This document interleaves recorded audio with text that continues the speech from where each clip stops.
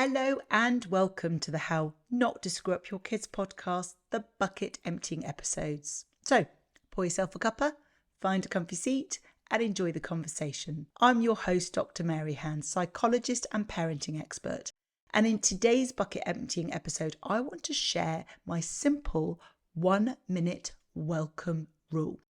And I've just been thinking about those my children are that bit older now, but I was remembering those days of picking them up from school, picking them up from nursery, picking them up when they'd been with their grandparents, whatever it might be, or maybe even for me returning back home after work when they'd been at home in the school holidays, whatever it might be, and whatever age your children are, the 1-minute welcome rule is going to be super, super helpful. And this is simply just an acknowledgement to you first as the adult and then to your children. So let's just talk about it from the perspective of you as an adult, because you can use the 1-minute welcome rule if you've got tiny, tiny babies. So they're not even vocal, they're not saying anything, but we have to start modeling it. And the same principle applies for our older children and our teens. But in essence, that 1-minute welcome rule simply states that when you step over as the adult, that threshold of stepping from whatever it was that you were, whether that's the car into the house, the car to the school playground, the car to nursery or the road, whatever it might be, that you're making that transition to then being returned and reunited with your children. The 1-minute welcome rule is simply for those first 60 seconds, for that first 1 minute, you are greeting your children as if they are not a long lost friend, but a very dear friend that you haven't seen for ages, your dear children that you haven't seen for a long time. So it really is adopting, and it may well be you've just nipped out for a little bit, 20 minutes, and you've come back. But that 1-minute welcome rule is a really crucial part of making sure that when you re-engage with your children, when you come back, that you begin by being supremely present. And the reason why this trick works so brilliantly is that that's usually the time that our children are probably filled with lots of kind of questions or discussions.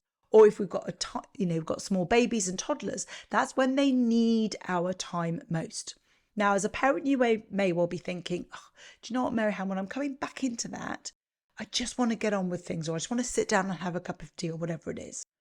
The idea, though, is if you can invest and be present for that 1-minute welcome, you will find that it sets the scene, it sets the stage, and allows the further transition to be much smoother.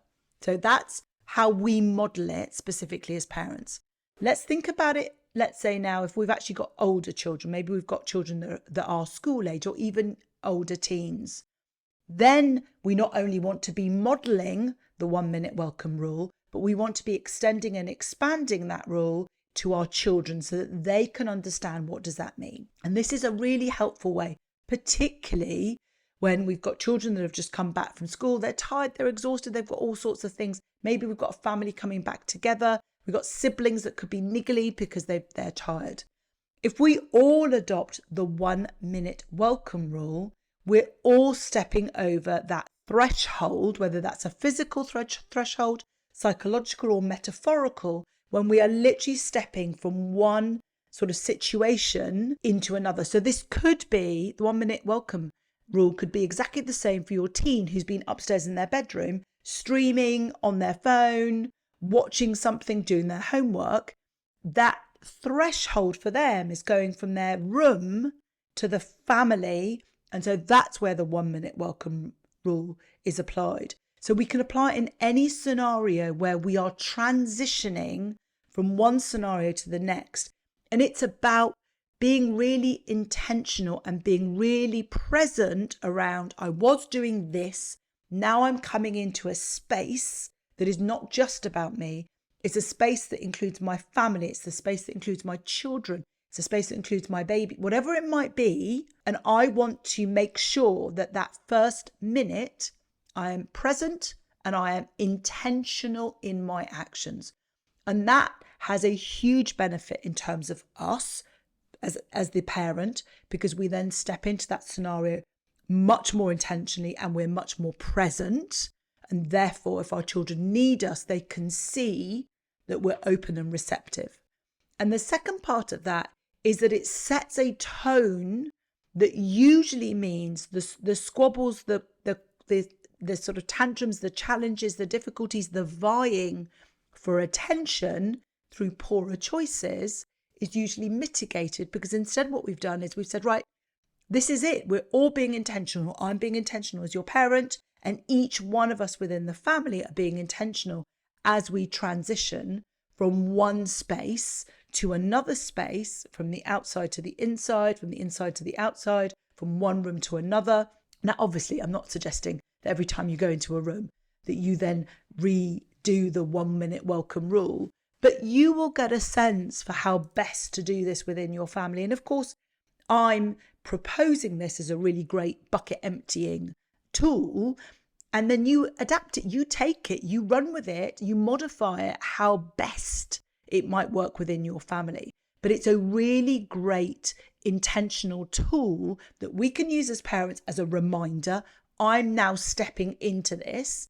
And you may find that actually you start using this, the 1 minute welcome rule, and you get super intentional in how you engage, how you walk and present and become present within those situations.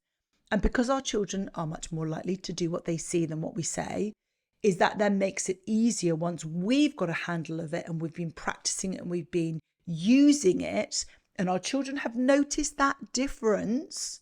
Then what we can then do is look at then expanding that as part of our usual Sunday family meeting. You may have noticed that over the last 3 weeks when I've come back from work, or I've picked you up from school, or I've picked you up from judo, or I've picked you up from the nursery or the childminder.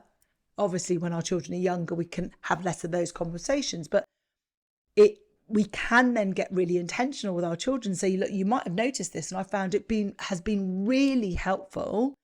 And now we're going to adopt this 1 minute welcome rule across the whole family. And you can play around with it, and you can practice it. You can see how long 60 seconds, you can help your children understand how long 60 seconds is.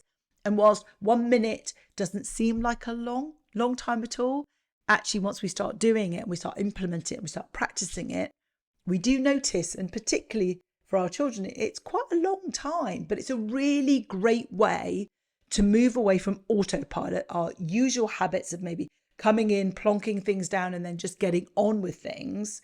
And what we're simply doing instead is giving ourselves permission to make sure that we take that very first minute to welcome our children, to welcome that intention to be present before we then move on.